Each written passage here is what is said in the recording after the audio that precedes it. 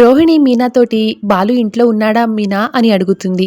ఆ ఉన్నారు ఎందుకు అని మీనా అనేసరికి కొంచెం పనుంది పిలుస్తావా మీనా అని రోహిణి అంటుంది. దాంతో మీనా బాలుని పిలుస్తుంది. ఇక బాలుతో పాటు ఇంట్లో అందరూ కూడా హాల్లోకి వస్తారు. దాంతో రోహిణి తన హ్యాండ్ బ్యాగ్లో నుంచి డబ్బులు తీసి మావయ్య, బాలు ప్రతి క్షణం మమ్మల్ని అవమానిస్తున్నాడు కదా, అందుకే డబ్బు తీసుకొచ్చాను అని రోహిణి అంటూ ఉంటే, ఇంత డబ్బు నువ్వెక్కడి నుంచి తెచ్చావమ్మా, ఎక్కడైనా అప్పు చేశావా ఏంటి అని ప్రభావతి కంగారుగా అడుగుతుంది. అదేం లేదత్తయ్య, ఈ డబ్బులు మా నాన్న పంపించారు అని రోహిణి చెప్పేసరికి, ఏంటి ఈ డబ్బులు మీ నాన్న పంపించేశారా, ఇక్కడ జరుగుతున్న గొడవలన్నీ కూడా మీ నాన్నకి చెప్పేశావా రోహిణి నువ్వు, ఆయన మన గురించి ఏమనుకుంటాడో ఏంటో అని ప్రభావతి కంగారుగా అంటూ ఉంటే, దాంతో సత్యం, మీ నాన్న జైల్లో ఉన్నారు కదమ్మా, మరి ఇంత డబ్బు ఎలా పంపించారు అని రోహిణిని అడుగుతారు.